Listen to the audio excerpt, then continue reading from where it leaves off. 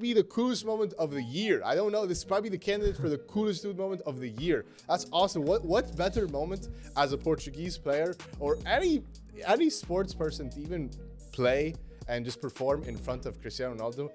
Cristiano's a beast. It's awesome. He gives you this. Not just perform. He's actually cheering them on. Yeah, he's cheering them on. And they won. And they won. Someone asked if they were nice people. No. I asked, are they going to stay together for 2 more tournaments? Well, let me explain. So they're not just going to all be give up right away just because they didn't make a final at that tournament. They've had great results last year. That was over, which is a disaster for Gijon and a disaster for Premier Padel because the top players are not there. Then threats of legal action. This is getting very, very ugly. And obviously, fans, when you're promoting this tournament, the best players in the world are supposed to be there in Spain, where they love the sport. But now they want the refunds, and the Premier Padel is dealing with a fiasco at the moment. Hello, everyone, and welcome to another episode of the Padel Pulse podcast. I'm Yousef. Hi, I'm Ismaeel. Hey guys, I'm Haroon. We have so many interesting things to talk about. We have what happened in Riyadh, the amount of rain delays we had, some amazing matches, some big winners that we have this week. Who are we buying? Who are we selling? And of course, what's going on with Premier Padel and the players. We're going to get into this as fast as possible. First up, we have the champions of the week. We have Coello Tapia taking down Stupa and Lebron in the final. Haroon, I know you took Stupa and Lebron, but I want to hear your take on the final and these guys. Oh man, that was awesome. That was awesome stuff. Fire. I don't know, I want more. I'm ready to slurp more of those types of finals. And I told you guys, Stupa and Lebron. But what can I say about Coello and Tapia? Unreal. Just when we thought they're unbelievable and they can't even get any better, they just put out something insane. What in the world is Tapia doing? It feels like his smashes get more and more powerful. I've never seen anybody with a racket hit so much, create so much power and looks so effortless. He's kicking those balls outside of the court, outside the entire stadium so easily. The match was amazing. We thought it was going to be one-sided in the beginning when they just dropped a 3-love right away. I picked them to win in 3 sets. You picked them to win in 3 sets. You actually had Stupa and Lebron winning it, so how was it supposed to be one-sided? In the beginning, it started off, Stupa and Lebron started off slow. It looked like, Coello and Tapia are too powerful. Slow. And then they started to come back a bit, and then they took it to a decider, which was awesome, by the way. Stupa and Lebron were pulling out amazing shots. Lebron was insane. Stupa was so consistent. Stupa wasn't making mistakes, and he was so clutch. And Lebron was, like you said, Ismaeel, he was the X factor, and he was pulling out insane plays. But then Coello and Tapia just showed everybody they're the world number ones. You don't mess with them. But awesome stuff. I'm excited about the rest of the season. I think Coello and Tapia are insane. However, they were getting tired by Stupa and Lebron. And that final set, by the way, was awesome. It was neck and neck. It should have went a tie break. It deserves to go to a tie break. They did drop that early break in the beginning, and they were playing catch up ever since. But it was awesome. I loved it. I loved every minute of it. And highlights all over. What did you guys think? Ismaeel, how about you first? I mean, I think I expected to have Coello and Tapia lifting the trophy like you did, Yousef, as well. And, the end result was that, right? They showed us they're the dominant number 1 team in the world. They're incredible. They're incredibly fit. They're incredibly powerful. I think something that we forget about Coello and Tapia, and it showed up in this final, how clutch they are. And in the biggest moments and in the biggest points, they really find a way to play their best padel. They know what they need to do. They know how to exploit weaknesses. And if they don't have weaknesses to exploit, they have magic. Because Tapia, there were a couple of points this match that were unbelievable. That kick smash that he hit from the back of the court on his back leg, kicks it out on break point. The other break point that he converted, the LeBron smash that he blocked to break. And that's not normal. He's messy. And you saw what Coello did after that point? Yeah. Coello fell on his knees. He had no idea how to react to the situation. He was losing his mind. He just fell on his knees and started praising Tapia. He just imagine that's Coello, who's the world number one, who's actually been world number one longer than Tapia was, and he went down on his knees and just started praising the man. Also, he sees that every day because he's practicing with him every day. But it still shocked him. He's even shocking his partner. Imagine. Yeah, their level is incredible, and I want to give a lot of credit to Stupa and Lebron because they took this to a final set. They showed toughness. I think they were able to exploit some spaces in there, which was incredible. LeBron showed that he's coming back to his peak world number one level. I thought that was fantastic. LeBron is such also a feisty competitor, and that was not a fun match for Coello and Tapia. They made it very difficult. Even towards the end, you could have noticed something about the handshake. There was some back and forth with Stupa and Tapia, with LeBron and Tapia. So it looks like we might have a new rivalry. Yeah, classic. But I like that feistiness in Tapia general. and Coello are so classy. Like, But I never have issues with anyone. No, they don't. But I like LeBron on the other hand. I like the feistiness of a potential new rivalry. I think this is going to be one of the new rivalries we see this year. Let's go! Come on. However, I will add, this was a final set match where Tapia was still dealing with an injury. I'm going to put an asterisk here. He was limping in the award ceremony. So I predicted a state sets victory because this is what I expect from their level. I do not think we saw Coello and Tapia's best level, but that remains to be seen here how we go. I don't know, Yousef, your thoughts on that. You know, Haroon, like the same thought that you had. I'm like, how in the world can these guys get even better? But the thing is, I was watching the match. Yes, obviously before the matches, they didn't have to bring out their best. I was watching them in this final. I'm like, have they gotten better? Yes, they have. Can you imagine? Coello and Tapia, who were as dominant as players get in any sport, have improved. They're peaking. I don't even know what peaking is to them because it just keeps improving and improving. They were amazing. They were sensational. You talked about what he did. Tapia is doing things, by the way, like to the naked eye, it might not be insane. But there was this one point, by the way, in the match where I don't remember who Stupa. They were all four at the net. In a way, and LeBron was closing in, and he hit a fast lob was hit over Tapia, so he had to go over to Coello's side. And he just with like he hit the bandeja just flicking the wrist. The amount of precision. He hit the bandeja where it went around like a Roberto Carlos kick. It went around LeBron, but it had enough spin and it like just enough spin where even if Tapia, if Stupa tried to go and get from the glass or go back, it didn't have enough. It bounced twice. It swerved around LeBron and bounced twice, and you know that the man meant it. You know he meant it. It's insane the amount of Beckham. like the talent he bent. Yeah, it was bent like Beckham. It was insane. Like it might not be that big to the naked eye. But I'm watching I play at such a low level, but then you see him do that. You're like 100% he meant that. And another point I want to bring up. You talked about obviously that 4-meter smash that LeBron was hitting, and he just did that on break point, losing his mind. But an interesting point, an interesting stat is the lobs. Yeah, the lobs because if I actually look at the lobs here. Coello and Tapia hit 196 lobs in this match, and Stupa and LeBron hit 92. Yeah. So, which tells you anyone who plays padel, the lobs are so important. They are the most important shot in the game. It tells me also that, like I predicted, that Stupa and LeBron are going to want to keep the ball low. Yeah, they're afraid of the smashes. They're afraid of lobbing because they know they can pay the price if the lob is not perfect. Yeah. And but even though they hit 192 and LeBron and Stupa hit 92, and Tapia and Coello hit 196, guess how many errors that Coello and Tapia had on their lobs? Haroon, guess. I don't know. They had just 2. Yeah.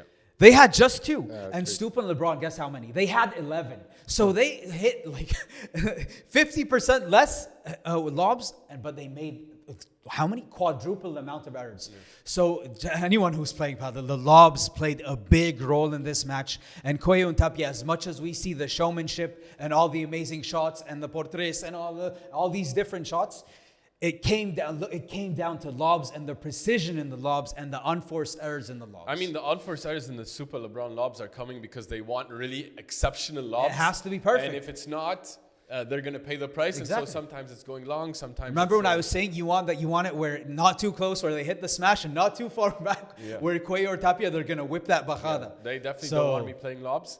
And by the way, credit to them because, you know, they played the right way, which I thought they needed to play, keep the ball low. They want to be very patient.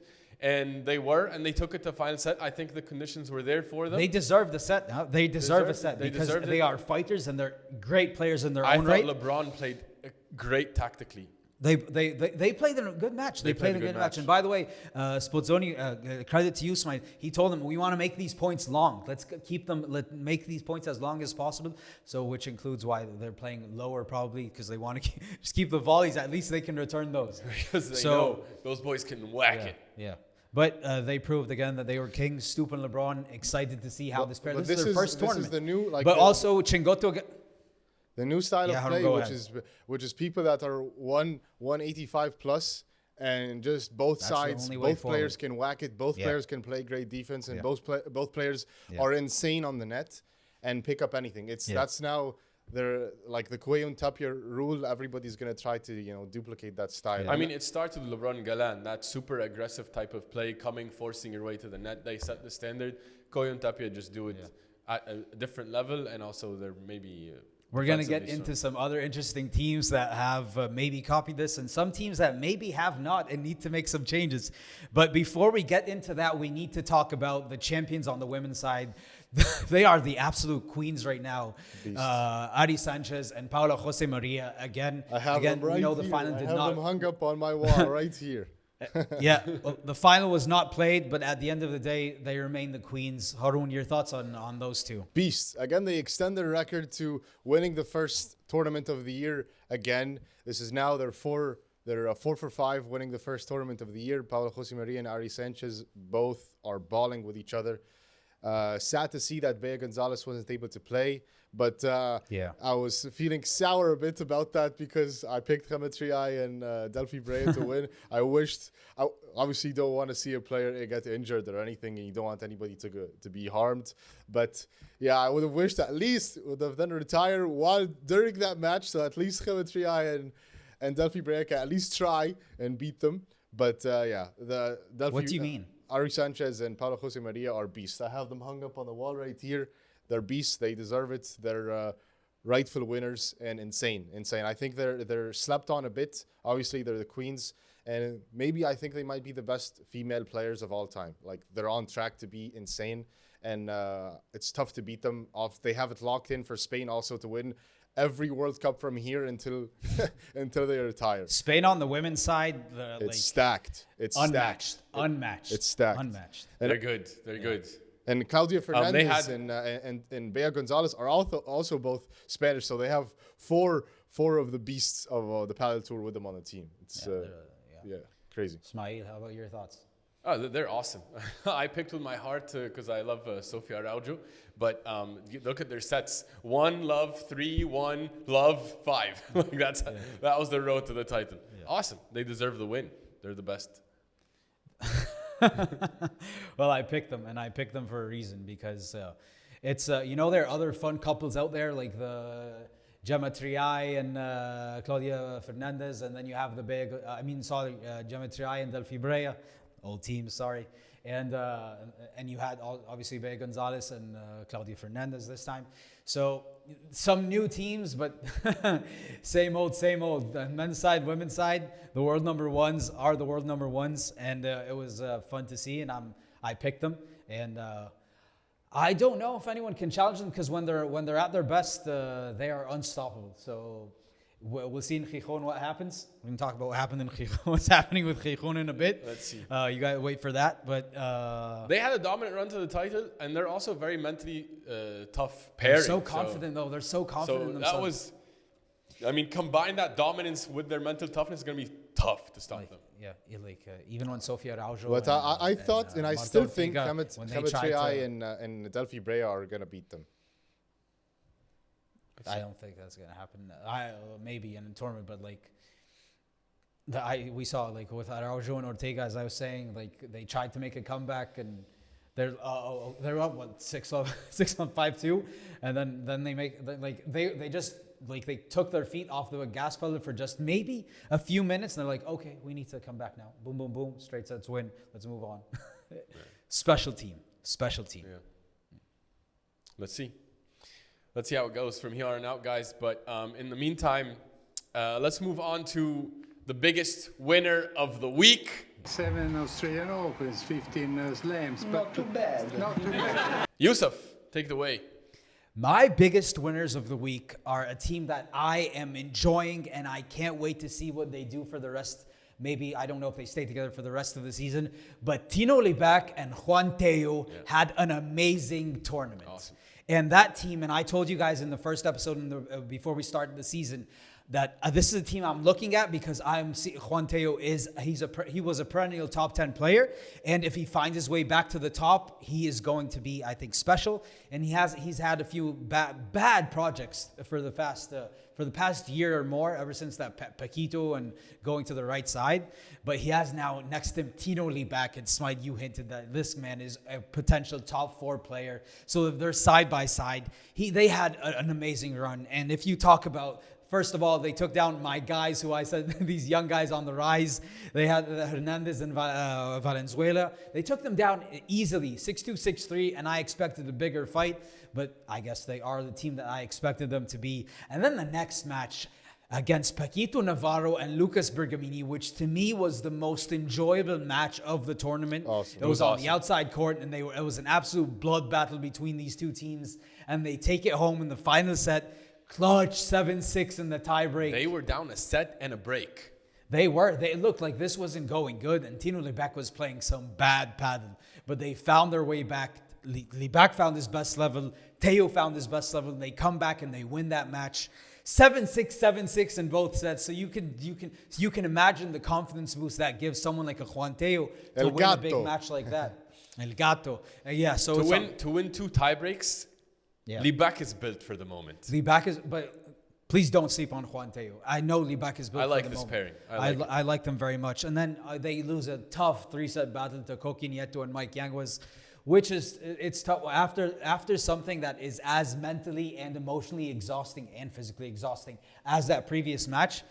And then they go on, they lose in 3 sets. So it was a good fight, but this is a team that I'm looking at. And I think they're gonna surprise us in the coming weeks. I think so. I think so too. I think they're gonna do some damage. Haroon, do you have one? No other than Stupa and Lebron. Franco Strupazuk and Juan Lebron. The beast. El Lobo. The wolf, the man himself, the beast. Does Stupa have a nickname? But he should have a nickname. I'm not sure if he has. But both are beasts. Stupa is the nickname. His name is Franco Stupa. No, but like an animal or whatever or something like that. Or he's like, lightning. Like, he's lightning. Lightning? He always has lightning in his logo. Well, he's a beast. Flash. I told you, by the way, this team is going to be a baller team. I told you. Stupa is having fun. Stupa is not upset at all, no matter the emotions that get in the way. And LeBron gets upset, gets angry. Stupa is there to pick him up. By the way, it's a great pairing. They're both mature. LeBron sometimes makes his mistakes. He sometimes checks out. Sometimes he gets angry. Stupa's with him. Stupa's enjoying the moment. This is an awesome team, by the way. Stupa's enjoying every minute of it, and he's matching the energy that LeBron needs. So LeBron needs intensity. Stupa comes with intensity. By the way, and also Stupa picks him up. Like if LeBron dips and he gets upset or whatever, Stupa make sure to encourage him. Make a mistake. It's okay. We can come back. I love this team. It's awesome. They're both. The first few stages of a pairing, it's always, oh yeah, the good vibes and let's help each other. So especially if they're winning. No, by the way, when LeBron and Dineno played right away, there were sometimes LeBron was upset. Like there are some commentary like that. You see like him speaking on the bench, like he stays quiet because he doesn't want to say anything bad to Dineno and he's just quiet.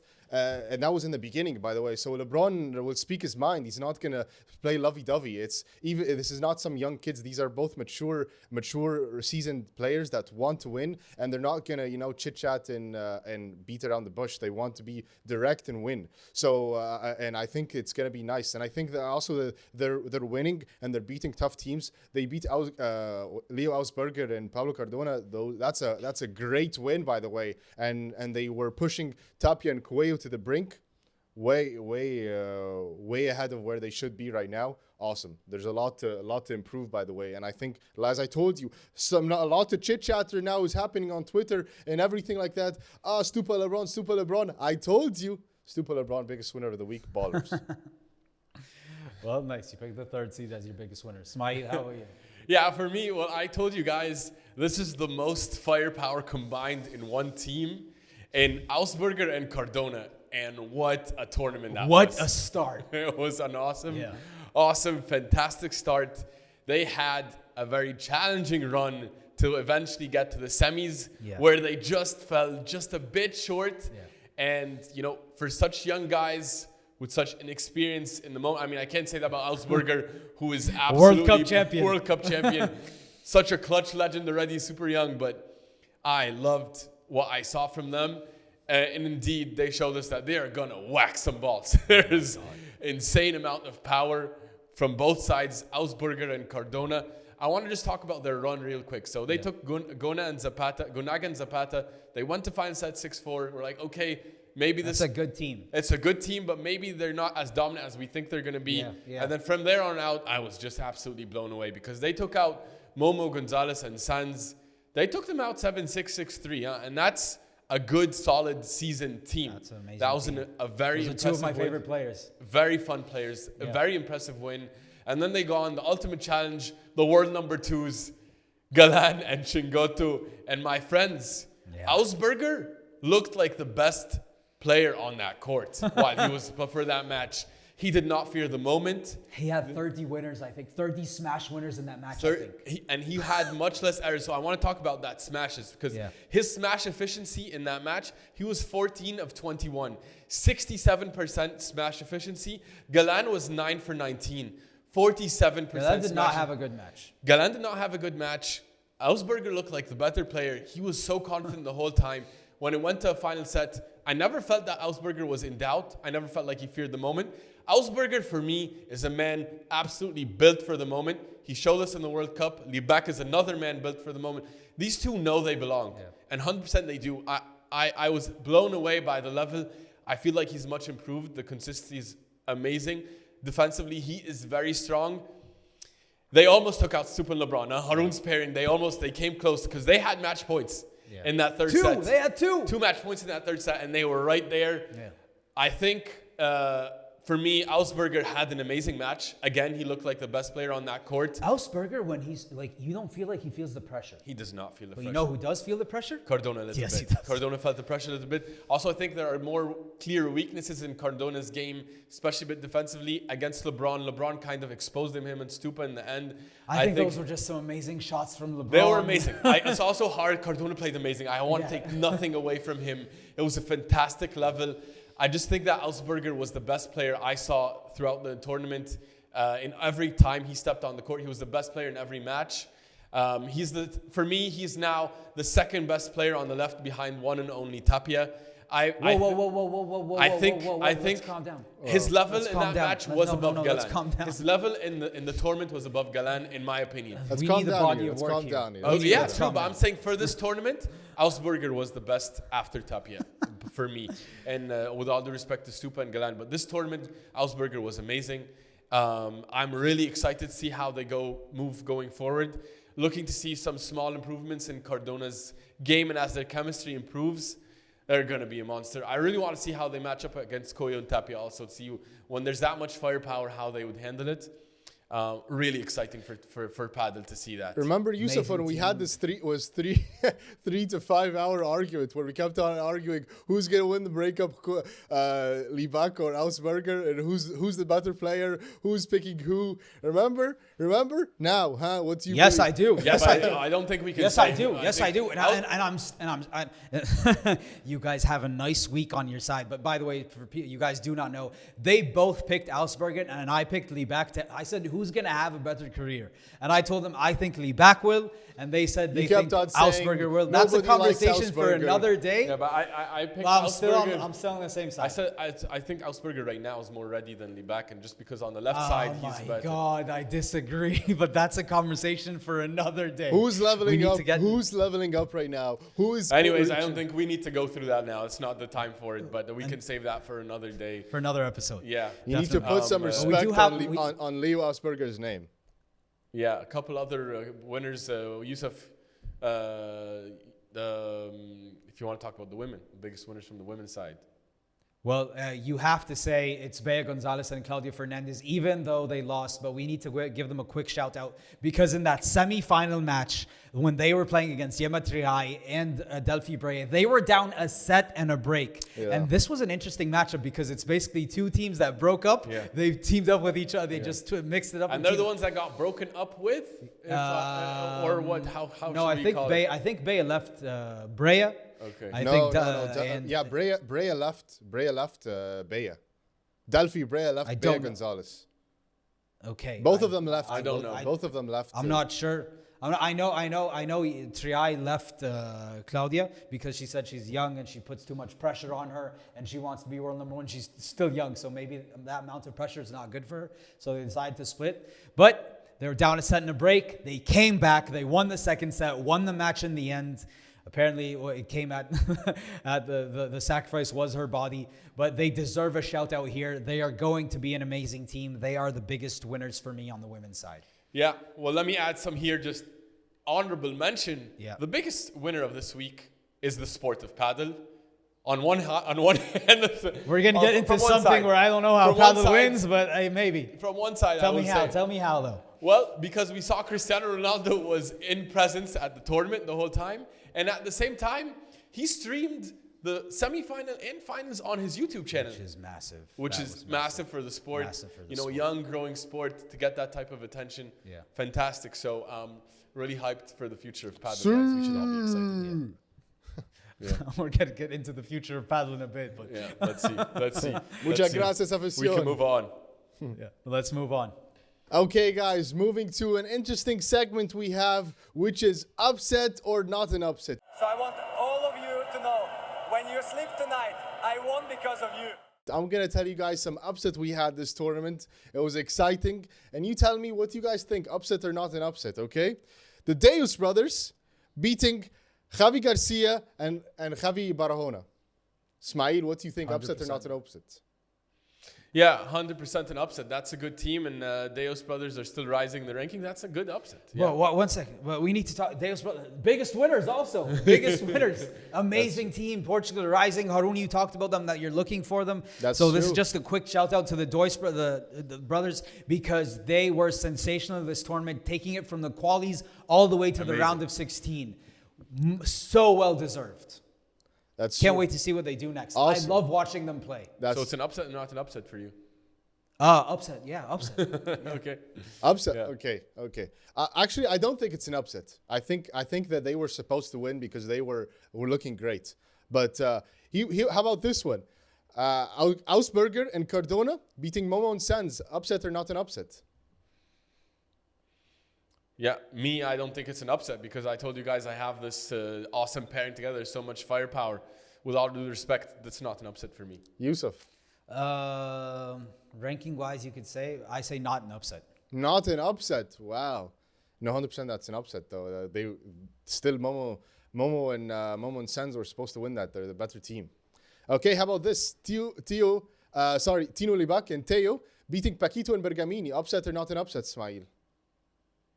Yeah, 100% for me an upset because there's a difference in the ranking. I wasn't sure how Teo was going to work with Libak.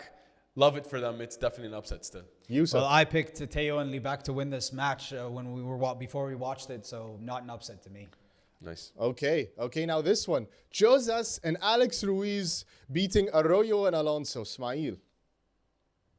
Actually, I don't think that's an upset. I really like this pairing. I am high on Ruiz. I don't think this is an upset. Yousef? I also don't think this is an upset because Arroyo, you don't know which Arroyo you're going to get in the matches.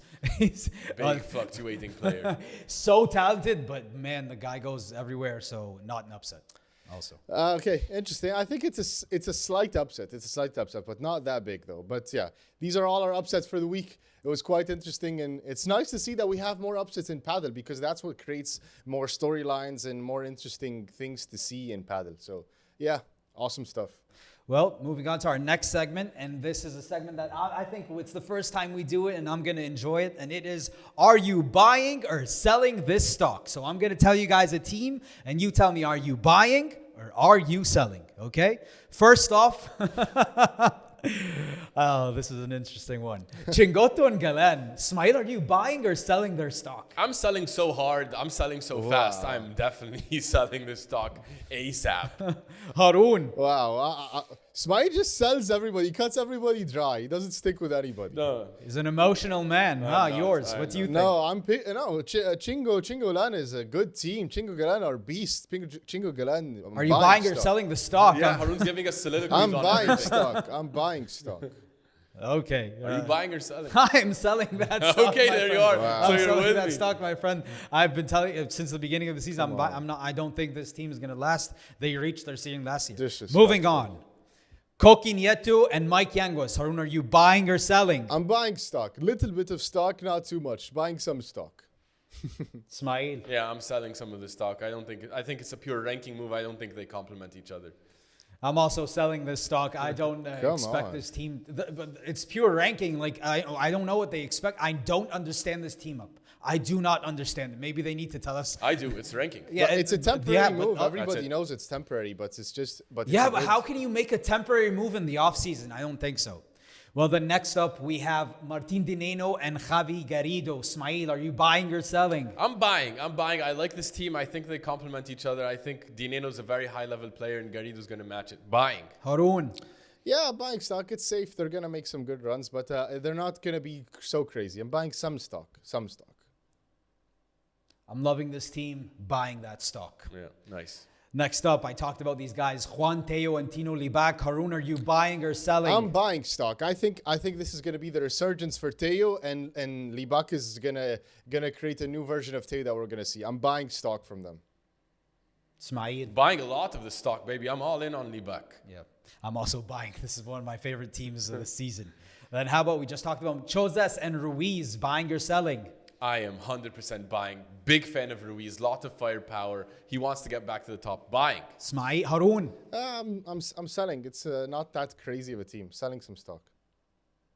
Yeah, I'm also selling actually. I'm alone. Nice. Guys, do it for me. Yeah. How about Momo Gonzalez and John Sands? Haroon, buying or selling? Buying stock. Anything with Momo, I'm a big Momo supporter. Buying stock from that team. Ismaeel. Momo and Sainz, very consistent players. I'm selling. I don't think they have enough firepower to match with the top You just guys. complimented them. Yeah, I did, but I can't take him. Well, he's a Amazing he's a team. pure so businessman. I'm selling stock. Business-wise, I need to sell. Sorry. You know, I love Momo, and I feel like he always has a chip on his shoulder. John Sands, my favorite player on tour because he's a lefty and I'm a lefty, buying their stock. You're buying. Yes, nice. I'm buying. Okay. Paquito and Bergamini. Ismaeel, are you buying or selling? I think Haroon convinced me. I'm buying. I think they can do some good stuff in the future here. Let's go. Paquito likes this type of player. Let's see. Haroon. Let's go. Buying. Great team. Bergamini's a great player. Paquito's also a great player. We're going to see some good stuff. Buying stock. This is a team, I know they lost to Libac and Teo, but I love this team. I am buying, and I like this project, and I hope it continues. Full buy. Last but not least- Sorry, but Paquito never Yeah, starts go off good, by the way, in the season. So he still needs some time to simmer. And they finished the tournament, they had positive vibes. Last but not least, Ido Alonso and Alex Arroyo. Ismaeel, buying or selling? I'm hardcore selling the stock, mainly because of Arroyo. I just don't trust him as a consistent player. So Haroon. It's so hard. I love Edo Alonso, but I don't know. Same. But just Arroyo is just so unpredictable sometimes. But I have to sell. I'm sorry, Edo. Sorry. I'm sorry. I'm sorry. I'm 1 foot in, 1 foot out. Yeah. 1 foot in because of Ido, and I'm 1 foot out because of Arroyo. That's what I said. Are you in or out, though? I love you, Edo Alonso, but I am not buying your stock. I am selling that stock. You're not buying the team. You're not buying the person. You're not buying the team. It's different. Yeah. But that was it. That was a fun segment. You guys let us know, what are you buying and what are you selling in the comments. Let us know. Okay, dudes, cool dude moment of the week. I have an awesome moment, which I think was the highlight of the tournament in some sense, outside of the court. It was so cool, which is Cristiano Ronaldo watching the Deus brothers play padel. What an insane thing to see. I don't think... Iconic. Awesome. Iconic. I think this might be the coolest moment of the year. I don't know. This is probably the candidate for the coolest dude moment of the year. That's awesome. What better moment as a Portuguese player or any sports person to even play and just perform in front of Cristiano Ronaldo. Cristiano's a beast. It's awesome. He gives you this... Not just perform. He's actually cheering them on. Yeah, he's cheering them on. And they won. They won. And they did And they celebrated with the Sue. And they did the celebration. And the slice. In the end. They did the slice in the end. Super awesome. I don't think it's cool that Cristiano's playing padel and then maybe they're gonna get. I think they played padel with each other before. I'm guessing they will play padel with each other again. But awesome. Hoping for more moments like this. Maybe Messi comes into the padel world or something. But yeah, super cool. Super awesome. He's a big fan. He's a big fan. Padel. But can you imagine how just crazy coincidence that Cristiano just fell in love with this sport, and then obviously he's a big investor in it now, and then he's in the country where you're playing the tournament, and you guys actually have your best tournament there. Like all the stars aligned for this to happen, and Padel wins. Awesome. Portugal wins. Awesome. Iconic. All right, let's move on, guys. Let's get into our overreactions or not segment. Yes. I'm going to present you guys with some overreactions from this week in padel. You tell me, is it an overreaction or not? Okay. First one, Yousef. Augsburger and Cardona will be a top 3 seed this year. Am I a prisoner of the moment? That's the question. Time to decide. Moment of truth. Overreaction. Overreaction? No. Okay. Haroon. No, come on, man. That's an overreaction. Don't disrespect my boy Stupa and Lebron. Don't disrespect Galan and Chingoto as well. And of course, wow. No, overreaction. It's not going to happen. Unless any of those players don't play, any of those teams play. But they're not going to be top 3 with those in the tournament. So no, overreaction. Yeah. Do we even need to ask you? It's definitely not an overreaction. I can see them being in the top 3 by the end of the year. I love this pair. I love the pair too. But also I have other teams coming in. Let's see. Let's see. You're playing 4D chess. By the end of the year, so you think that they're going to be a top 3 seed this year? Yeah, I do. All right, next one. Galan and Chingoto won't last 2 more tournaments, Haroon. Come on, man. Come on. First of all, regardless of the padel, Chingoto and Galan are just nice people. They're just fun people, and they're good humans. They're not just going to cut it dry. No one asked if they were nice people. No. I asked, are they going to stay together for 2 more tournaments? Well, let me explain. So they're not just going to give up right away just because they didn't make a final at that tournament. They've had great results last year, and they're going to give it time, and they're going to practice. They're definitely okay. Insane overreaction, disrespectful to the both of these teams. All right, Yousef, overreaction or not? I'm the vibes I'm getting with this team is the same thing I was getting from that Dineno Stupa. They kept hitting that wall, and then the results kept getting worse and worse. And then eventually they're like, this can't go on any longer. I think this is... I picked that they're going to break up by mid-season. I think they stay at least 2 more tournaments with each other. You're really on the fence for staying 2 more tournaments? Yeah, I am. But because I think it's going to happen. It might happen in 4, but I'm going... They won't last 1 month. Because you made this tough for me. 2 tournaments, you made it tough. Yeah. Overreaction for me. All right. Overreaction. Okay. Not an easy one, though, for me. Yeah. How about you? I think it is an overreaction because I think they'll stay 2 more. Yeah. I don't think they'll stay 4 more. I definitely don't think they'll stay 4 more. So let's see how that plays out. Yeah. But yeah, guys, let us know what you think in the comments. Yeah, please. Okay, guys, we have some spicy, dramatic things that happened for the past week, which is the Premier Padel players versus the Premier Padel League. So, Yousef, explain to us what was happening for that past week. Yeah, so we've been following this thing closely for the past week now, and for everyone that hasn't been following, so the players are not happy at the moment with the way the draws are being set up, with the point system, and also I maybe prize money, how it is. Haroon, you also touched on this in the first episode. Last tournament in the P1, the top seeds had 2 buys, so they played from the round of 16.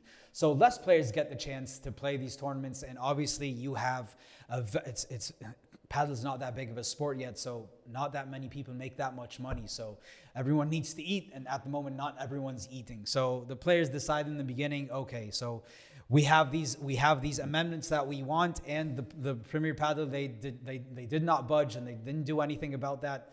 So what did the top players do? In the beginning, we have the top 30 players. They decided, okay, we're not signing up for the P2 in Gijon, which is the next tournament. And then they said, okay, we'll have some discussions. Nothing changed between the Premier Padel and the players. They did not reach an agreement, but they did extend the deadline. The deadline passed. They're like, okay, we're going to extend the deadline for you guys to sign up. And then they started threatening them in a way, like, if you don't sign up, there could be issues. Guess what happened? In the top 100 players ended up, the people that were signed up decided to withdraw from the tournament. So now you have 0 of the top 100 players signed up for the Gijon tournament. And they waited for the deadline, and the deadline, by the end, it was over. None of the players were signed up. This is for the men's side. The women's side, everyone signed up, by the way. So at the end, that was over, which is a disaster for Gijon and a disaster for Premier Padel, because the top players are not there. Then threats of legal action. This is getting very, very ugly. And obviously, fans, when you're promoting this tournament, the best players in the world are supposed to be there in Spain, where they love the sport.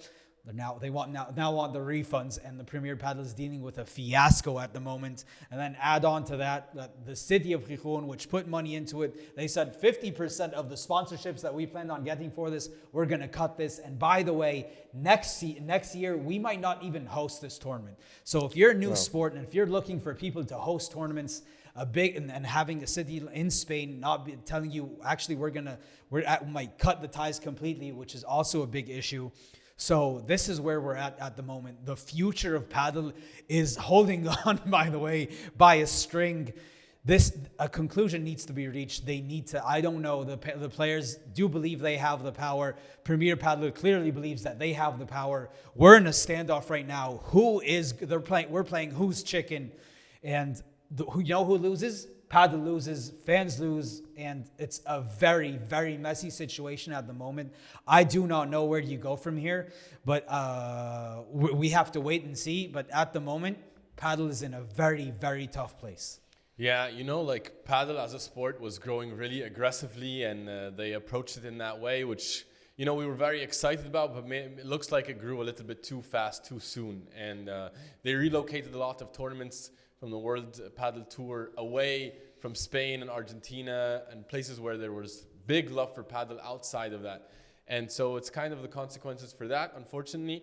I hope, they're going to have to find some middle ground, and we hope they find it. Are you going to find another investor like the QSI to come and invest, the Qatari Sports Investment, to invest in this sport and put all this? I don't know. So at the same time, so from the players' side, do you wanna be on that side of the tournament? At the same time, they had issues with the World Padel Tour as players, which is why they're like, okay, we're gonna move to Premier Padel because the grass is greener on the other side. I found out that at the moment it's not.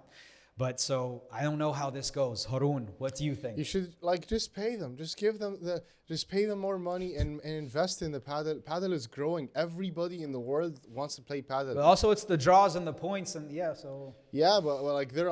everybody's upset as well. The distribution of the money, it's tough to provide for yourself as a Padel player that you're not winning the tournament. So come on, man. You want to grow the sport, you need to make it accessible to all the players, and you need to grow it. So you have to invest a little bit more, and it's growing. People are watching more, and it's touching everybody around the world. We saw people, you know, like China, people in Africa, people in South America. It's touching everywhere. It's becoming a really global sport. It's not only like we want to expand a little bit more. So you're gonna need that to invest a bit more and make it viable, that you don't have to win the tournament so you can provide for yourself.